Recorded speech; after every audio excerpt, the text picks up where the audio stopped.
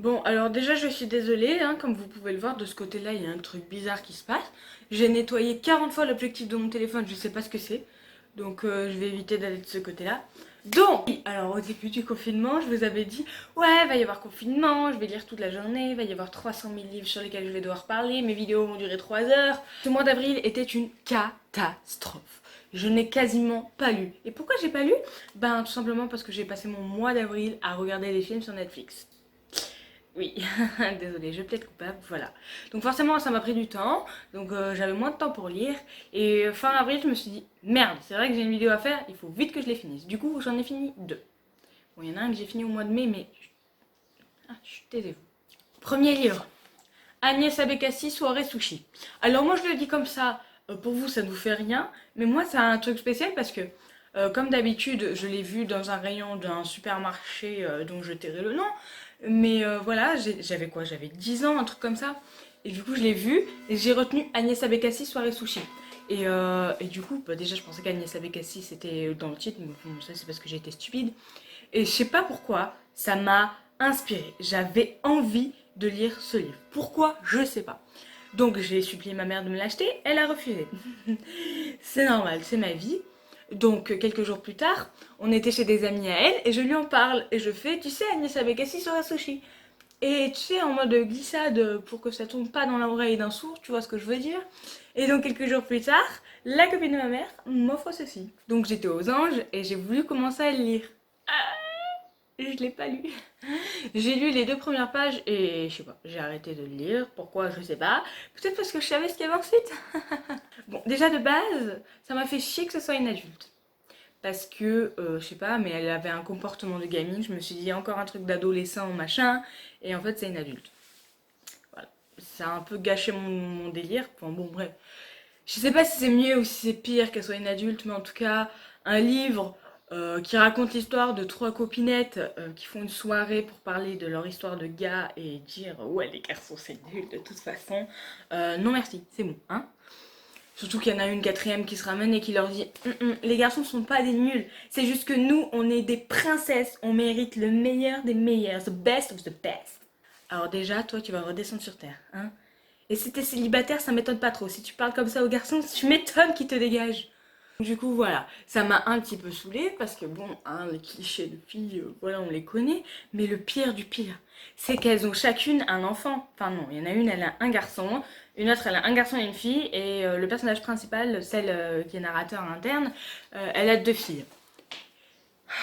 Il y a un truc que je déteste dans les livres, dans les films, dans les séries, dans toute fiction confondue, même dans la vraie vie, c'est l'intrusion des parents dans la vie de leurs enfants. Je déteste ça. Une vie privée, c'est une vie privée. Ton enfant, il a le droit de faire ce qu'il veut dans sa chambre. Il a le droit de faire ce qu'il veut à l'école, tant que c'est pas dangereux et que ça reste légal. Mais tu fouilles pas dans sa vie, bordel de merde. Dans l'histoire, il y en a une qui dit ouais, des fois, je vais sur le blog de mon fils pour lire un petit peu ce qu'il y met. Genre, j'ai créé un faux compte et tout, je vais voir. À la fin de l'histoire, il y a le personnage principal qui s'appelle Rebecca, qui va sur son ordi, et en fait sa fille, elle s'est pas déconnectée de son compte Gmail, et du coup, la mère, elle va lire les mails qu'elle a reçus. Putain de merde. À quel moment tu fais ça? Tu lis pas les mails de ta fille. Tu te déconnectes et tu te connectes sur ton Gmail à toi. Mais tu lis pas les mails de ta fille, putain de merde. Mais le pire du pire du pire du pire, c'est chez la meuf, c'est qui ils sont? Chez Hortense. Donc elle a un garçon, un ado de je sais plus quel âge. Et elle leur dit ouais, je sais pas ce qui se passe en ce moment dans sa vie, je sais pas, je le trouve bizarre. Et t'as la troisième, Séraphine, qui lui fait c'est dommage qu'il n'y ait rien qui puisse montrer sa vie à lui, tu sais, quelque chose d'intime. T'es pas sérieuse là? T'es là, à la place d'Hortense, je lui fais non mais non, va crever. Non, je veux pas fouiller dans sa vie, casse-toi. Qu'est-ce qu'elle dit Hortense? Venez m'aider à fouiller dans la chambre de mon fils pour trouver son journal intime, c'est une excellente idée. Ah. Et elles y vont. Toutes les trois vont fouiller dans la chambre du fils d'Hortense pour chercher son journal intime. Donc déjà, intrusion dans la chambre quand le fils n'est pas là, hein, parce que ça me rend ouf. Bref. Ensuite, elles trouvent le journal intime et elles le lisent. Alors déjà, savoir que sa mère lit ton journal intime, fouille dans ta chambre, lit ton journal intime, ça rend ouf. Mais savoir qu'elle l'a fait avec des copines que tu connais pas, mais elle mériterait des claques, cette meuf, je te jure. Donc finalement, elle lit le journal, et là, il y a un truc qui m'a vénère encore. Alors je veux bien le cliché des adolescents qui écrivent mal, qui font des fautes d'orthographe, mais au bout d'un moment, arrêtez quoi. Enfin, je veux dire, abuse pas. Surtout qu'en plus, c'est pas le seul adolescent dont on voit comment il écrit. Et pour Agnès Abécassi, tous les ados écrivent comme ça. Non mais c'est une abomination, je peux vous garantir que tous les ados n'écrivent pas comme ça. Même mes potes qui ont la flemme de pas faire des fautes d'orthographe, ben, elles écrivent mieux que ça, quoi. Je veux dire, bon, il y a bien quelques fautes par-ci par-là. Un SA au lieu d'un CC10, ça, on s'en bat les couilles. C'est pas très grave, ça reste dans les messages. Mais moi, j'ai 17 ans, et quand j'écris un message, ne serait-ce que minime, je fais en sorte qu'il y ait le moins de fautes d'orthographe possible. Oui, je relis mes messages comme je relirais une dissertation pour ne pas faire de fautes d'orthographe, c'est clair? Oui. Alors maintenant, le deuxième livre. Oui, bon, il s'est passé quelques heures entre le début de la vidéo et maintenant, hein. Par contre, il y a toujours ce truc flou ici que je sais pas ce que c'est. Enfin bon, bref, deuxième livre. C'est un livre que je n'ai pas dans les mains, mon Dieu, que j'ai lu sur mon téléphone, qui s'appelle Le mystère de la chambre jaune.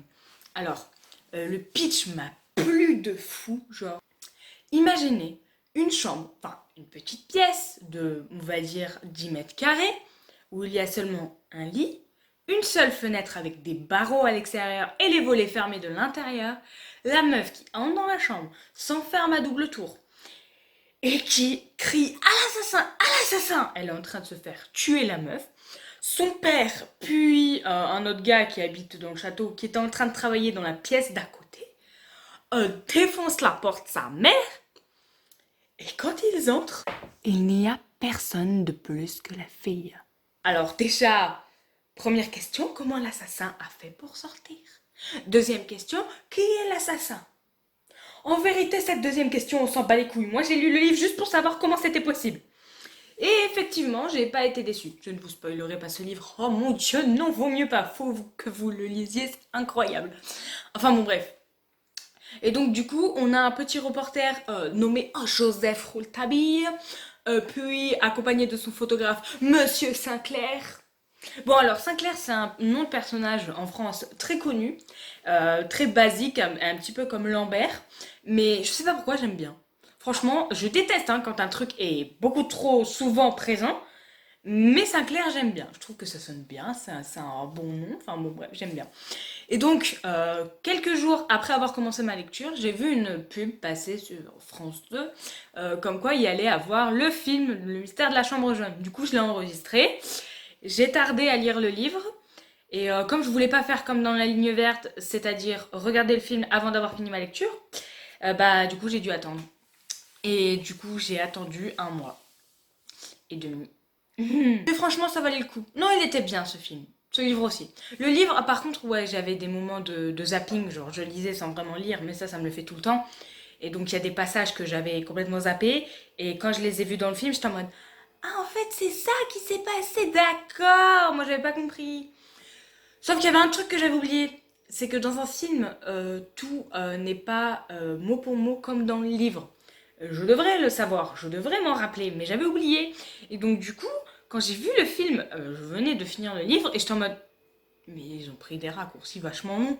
Bah oui, parce que le film est fait déjà 2 heures. S'ils devaient avoir fait tout le livre entier, ça aurait duré une journée entière. Donc, qu'à cela ne tienne. Surtout qu'en plus, quelle ne fut pas ma surprise quand j'ai commencé à regarder le film, que dans le générique, il y avait Monsieur Jean-Noël Broutet.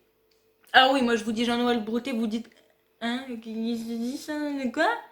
Mais pour moi, c'est un acteur fabuleux. J'adore ce mec. Il me fait rire, mais vous imaginez pas, c'est un comédien magnifique.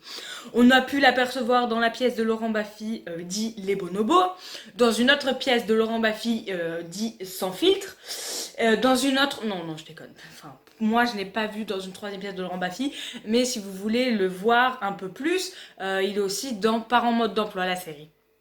L'ancienne version, pas la nouvelle. En fait, ce que j'ai bien aimé dans ce film, bon, bah, évidemment c'est Jean-Noël Broutet, l'histoire et tout, mais le personnage de Sinclair a une touche humoristique. C'est la touche humoristique à la Jean-Noël Broutet. Parce que vous ne le savez pas, moi je le sais, il a ce petit truc, ce petit truc comique de tout le temps faire semblant de se prendre des gamelles, de tomber, enfin bref, c'est le personnage un petit peu maladroit. Et donc il donne ça un petit peu à tous ces personnages qu'il interprète. Et donc là il l'a fait aussi. Et rendre le personnage de Sinclair humoristique, c'est excellent. Parce que sinon c'est trop lourd quoi, je veux dire. J'adore les films policiers. Mais une petite touche d'humour à droite à gauche, ça fait toujours plaisir. Et en plus, autre détail sur ce livre, c'est la première fois que je lis un livre dont le narrateur interne n'est pas le personnage principal. C'est incroyable, c'est-à-dire que le mec raconte son histoire, mais pas la sienne en fait, puisque c'est celle de Rouletabille en fait. Alors oui, alors en ce moment, j'ai l'impression de ne lire que des livres à narrateur interne. Ça me casse un petit peu les bonbons. Alors oui, je sais que c'est plus facile de faire un narrateur interne parce que comme ça, au moins, tu peux montrer ce que ressent réellement le personnage, que tu peux difficilement faire quand le narrateur est externe, parce que ça voudrait dire qu'il ouvre la bouche pour le dire, et donc du coup, les autres personnages l'entendraient. Enfin bon, bref, c'est une galère. C'est pour ça qu'on a inventé les apartés au théâtre. Bon, voilà, en ce moment, c'est peut-être les chairs de poule, parce que tous les chairs de poule sont des narrateurs internes, et je vous l'ai dit, hein, trop de chair de poule tue le chair de poule. Bon, sur ce, je vous laisse, et je vous dis que le mois de mai sera un petit peu plus sérieux.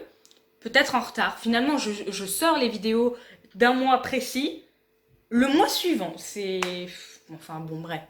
Je vous dis à très bientôt pour... Non, ça c'est Gertrude. Faut que j'arrête, je mélange tout dans ma tête. Bon bref, allez, la bise.